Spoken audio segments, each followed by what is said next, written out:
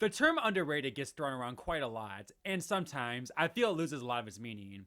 For example, far too many times people will defend their favorite movie or TV show by saying it's underrated, as opposed to saying it's like their guilty pleasure or something. And that goes for Hell's Kitchen as well, as a lot of chefs, including winners, I feel are either flat out dominant or just not as good as others, and the term underrated doesn't really fit their description. However, there is one specific chef and winner that I think the term underrated absolutely applies to, and that is Kori Sutton, the winner of season 19. Today, we'll be going through her entire journey this season, and see just what makes her such an underrated winner in the grand scheme of things. Be sure to hit that subscribe and like button to support these story videos, and with that, here's the full story of Kori Sutton, Hell's Kitchen's most underrated winner. Bloody hell, here I go again. Now let's make things very clear. One of the reasons why Kori is so underrated is that despite being such a great chef, she doesn't get as much screen time as other winners, and for that matter, will be completely overshadowed by some all-time great characters this season. So just keep that in mind throughout the video. But anyway, Kori's premiere wouldn't be the most exciting in the world, but at the same time not bad either, as it set her up as a potential favorite right away, as she would talk about her background and her dish, ultimately earning a 4 out of 5, and was shown to get the red team off to a good start on apps on opening night, one of the big reasons why the red team was able to win the service. However, her content wouldn't be that great to follow, as in the following episode, her only moment shown would be saying that she thought Fabiola's sickness was fake, when it was anything but. And then to follow that episode, she would make her first big mistake during service, as her New York strip would get the team kicked out. Lamb New York strip, hat on please. Coming in, coming in, coming in. Ladies, stop. What is happening? Raw fucking beef. Get out! Sorry, chef. Get out.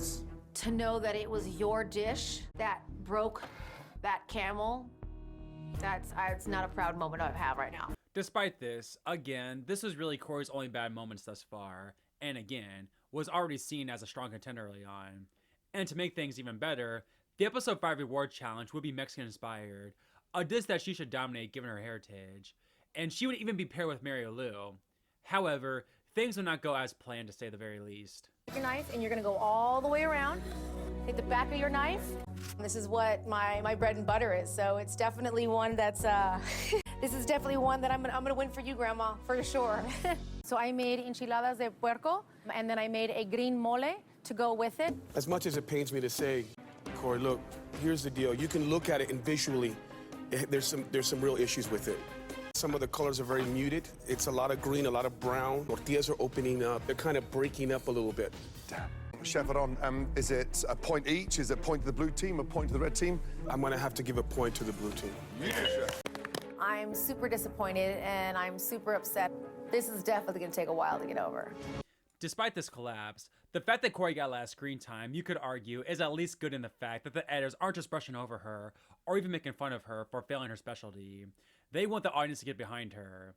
But if there was any doubt Kori as an all-around great person to root for despite all the other great contestants this season, the following episode, she would have a truly amazing pep talk with the recently sober Jordan. For most people, Hell's Kitchen will break you at some point. It's trying to drive me to drink, and I'm almost 6 months sober. Win or lose, go home, stay here. We do me one favor. Don't break sobriety over this. Hey, look at me. Don't break sobriety over this. Look at me. It ain't fucking worth that shit. 6 months is a long time. And I admire you for that. Don't you break. Look at me. Look at me in the eyes. You promise me what? I won't break sobriety. Promise me? I'm telling the mama here, I'm gonna come kick your ass. I'll find you in Texas. You understand me? And I second that. Ain't worth it. So yeah, not only has Kori been damn good so far, but despite all the insane characters this season, the editors are still giving her some character moments. However, at the final 11, Kori went from a big high to arguably her lowest point throughout the season, being a massive reason why the red team would get kicked out. 2 minutes walking garnish, heard? Yes. Heard. So Wellington and Lamb are walking. Behind you. What's that lamb up before, Chef? God knows. I saw the next ticket. That's the one they messed up last time. Oh, boy. The meat station's bought the lamb again. Kori, come on, The man. lamb is for the next ticket. You told us there was a lamb on this ticket. It's the next ticket, I said. You said 10 times that it was on this ticket. They need the lamb. Okay. That is the refire. Beautiful. Heard? Okay. No. Fire it if it's not fired. I didn't say fire. I said next ticket. She fucked us. There's a lack of communication on Kori's part, and now we're just dragging ass. Red team, come here. Fries soggy, undercooked. I'm done. Blue team, come here. You, come here. Adam, Yes. take over the garnish Yes, sir. and find out which two individuals you can do without. Fuck off. So there's no other way around it. Kori had a bad night here, and she should be nominated, and possibly in trouble, right? Well, Chef Ramsay had other ideas. Red team's second nominee and why, please? Our second nominee is going to be Kori. What? Why? We had miscommunications on the team, causing us to sell tickets out of order. I asked you all to be honest with each other, and what you've just given me is bullshit. By far, the worst two performing chefs in the red team this evening are Cyan and Jordan. Therefore, step forward. Despite on paper this seeming like a night where Kori had every reason to be nominated, for whatever reason, Ramsay absolutely disagreed, and that's the most important thing. I don't know if Cyan and Jordan made more mistakes than what were shown, or that Ramsay just simply had seen so much from Kori and couldn't believe that the red team would put her up after one bad night. But either way, this is one of the more strange cases of Ramsay nullifying nomination in Hell's Kitchen history. But again, to me, that just proves even more how much of a favorite Kori is, and how highly Ramsay views her. The following episode, despite being a nominee for the red team, Kori had proven herself enough to Nikki, to the point where she wouldn't be one of her nominees for the Cook for Your Life challenge, as Nikki had all the power, choosing Jordan and Lauren instead, and automatically advanced into the top 9. And that final 9 would be an absolute highlight of Kori's journey thus far, as not only would she get a very respectable 2 out of 4 on the blind taste test, but she would have her best service of the season, leading the red team to victory. Who's driving the ticket? I am chef. Stand out, let's go. Kori, Yes, chef. how long, please? Walking chef. Behind. Very nice, Kori. Thank you, chef. Walking New York chicken and filet. Nice and cooked, Kori. Thank you, chef. Walking. Coming in, hot. Kori's crushing it on me. There's just pans everywhere. She seems to be working like octopus woman, 8 arms. She's on fire. 1 New York, 2 filet. Kori, Yes, chef. come here. Beautifully cooked. Thank Let's you, go. chef. I'll keep it up, Beautifully chef. cooked. Beautifully cooked, that chicken. She's doing great on me. So while Kori was always a decent contender, you could argue she was getting a bit overshadowed by the likes of Cody, Declan, Nikki, and Mary Lou. But this was exactly what she needed to step up her game. And then after another good service at the final 8, that would take us into the final 7, the charity night service, where she would once again step up as a contender, having one of the best courses of the night. 10 Please, let's minutes, go. girls. 10 minutes. Nicole and Jordan are doing succotash. Heard? This is the biggest night we have. This is where you would like them, right on the tin? Yep. Bring in 3. Yes, ma'am. We'll put all of them on there, so if one's undercooked, I have an extra. Heard? Heard. Ramsay wants perfection, and I need to give him perfection. Girls, succotash over here, please. It's right there. Heard. Salads? Salads are coming. 12 plates up, let's go. Yes, chef. Chef. Happy with that, Kori? Yes, chef. Let's go, go please, gently, let's go. I successfully sent out my dish. Oh, that looks pretty.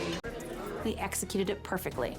So after some bumps early on, Kori is really stepping up her game as we enter the end game. And speaking of end game, that would take us into the final 6, which of course meant it was time for the Black Jacket Lounge Challenge. And Kori's recent dominance didn't matter at this point, as she now had to put up a challenge dish of her life to earn the Black Jacket. After failing to earn one during the Taste It Out Make It challenge, this 37-year-old quiet but dominant chef would then join the prestigious Black Jacket Club. I have done a spinach pesto. The salmon I pan-seared. The spinach pesto. It's almost like a salsa verde almost. The highlight here is that spinach pesto. Delicious. you. With the salmon on its own, it goes beautifully well. Thank you. Good job. The next recipient of a black jacket, Kori. Well done. That spinach pesto is one to remember. Thank you, chef. Congratulations. Get some rest time. Oh my God, I got a black jacket. Over here. I feel pretty damn good wearing this jacket. It looks sharp and black. So not only had Kori dominated as a cook and leader, but she now proved she could come up clutch with a challenge dish with everything on the line. And to make things even better, while it killed us as fans, a massive favorite to win this season would go home in Nikki, dramatically increasing Kori's odds. And so now, it was officially time for the individual portion of the competition. While Kori wouldn't win the challenge, this time going back to her Mexican roots would pay dividends, as she provided a great dish. And in the end, the winner, Mary Lou, would actually take her for finishing second, despite her literally crushing on Cody. And then during service, she would continue to do fine for a relatively bumpy service for this all-time talented brigade. But the obvious standout weak chef in the group, and Amber, would indeed do the worst, getting her eliminated, bringing us into the Final Four. And this Final Four was interesting, as you could very well say that Kori was the least likely to win out of this group. As well, yeah, Declan's age and weight was against him. He had been the most dominant and massive fan favorite this season. While both Cody and Mary Lou, while more on par with Kori skills-wise, were not only both massive characters and fan favorites in their own rights, but of course were both the perfect age, and for that matter, had that aura to them that would make them the perfect fit to be a head chef at a Gordon Ramsay restaurant. So as we enter the Final Four pass run, Kori's gonna have to step up and then some as a leader to give herself a chance.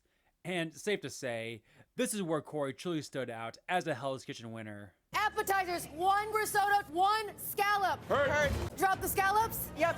For Kori's first quality control sabotage, Chef Christina has swapped scallops for halibut rings. Go. Scallops, heard, thank you. That's not scallops. That's fish. It's halibut. Well spotted. Yes, chef. Well done. Thank you. I don't know what that is, but it's not scallops. There is no slipping by mama. For Kori's next test, Chef Christina has replaced the halibut with Chilean sea bass. Walking. Right here, please. Chef, this doesn't taste like halibut. It tastes like cod or something. That's not halibut. It's Chilean sea bass. Well spotted. Thank you. Well spotted. Can I get a halibut, not a Chilean sea bass, please, chef? Wellies, how much time? 3.5. Heard. 1 minute, Mary Lou? 1 minute for garnish. Thank you. Go ahead and bring me those Wellingtons. Behind. That's nowhere near cooked. No. The Wellingtons are not cooked all the way. Can you please put them back in? Yep, heard. Thank you. Come on, Cody. Hurry it up. Enjoy your cocktail, but I need those Wellingtons, please. Those Wellingtons are cold in the center, Chef. I need 3 minutes. I don't have 3 minutes. Oh, let's see if those are good. Find it. Go, please. We still got another great leadership performance to highlight from Kori later on. But again, this could have been one of those instances where had all 4 chefs done well, Kori might have been the odd one left out in spite. But she would absolutely stand out from this Final Four, despite on paper seeming like a potential boot this round, having without question the best performance of the group, earn herself a spot into the Final 3, with a massive favorite and Cody being the one to go home. But again, while all of a sudden you could argue Kori has gone from most likely to go home to most likely to win after her incredible performance, she first has to get past the Final 3 challenge to earn herself a spot into that Final 2. And while it wouldn't be super dominant, she would do well enough, earning a damn good score of 45 out of 50, and in the end, Declan would be the one to go home. And while you could say this was massive for Kori, given that Declan to most people was the best chef this season, again, to me, given his age, I think that would have been her best chance actually, as she went from Declan to the spunky Mary Lou, who again, was not only a damn good chef, but was oozing with charisma, and was of course 10 years younger than Kori. So again, just due to these factors alone, Kori may lose to Mary Lou if they both are on par in this finale. However, while Mary Lou herself would have a damn good finale performance, Kori would once again step up when she absolutely had to, and this insane endgame leadership performance would make her the 19th Hell's Kitchen winner. Table in, guys. Entree, chicken, veal, 2 filet. Protein's coming. Right here, thank you. That's not mid-rare, that's rare. Yeah, Jordan. Jordan! Yes, chef. Same table, one's medium, one's rare. Come on, Yes, girl. chef. Give me the other one. Come on, Jordan, how much time? They're still not done yet. Coming right now. Right here. It's too rare. Yeah, it's too rare. Yeah. Kori, urgently, please. That's still rare. Kori, urgently.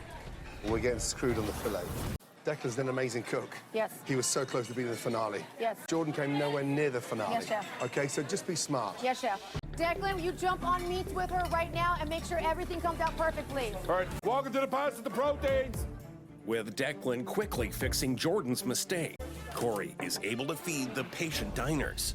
I need a strong finish. Last ticket's gonna give me 2 chicken, 2 filet. Heard? Heard. This is the final task. I'll never stop, no matter what. Keep pushing it, keep pushing it. Service, thank you.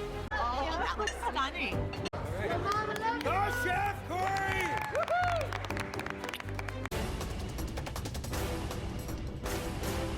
Three.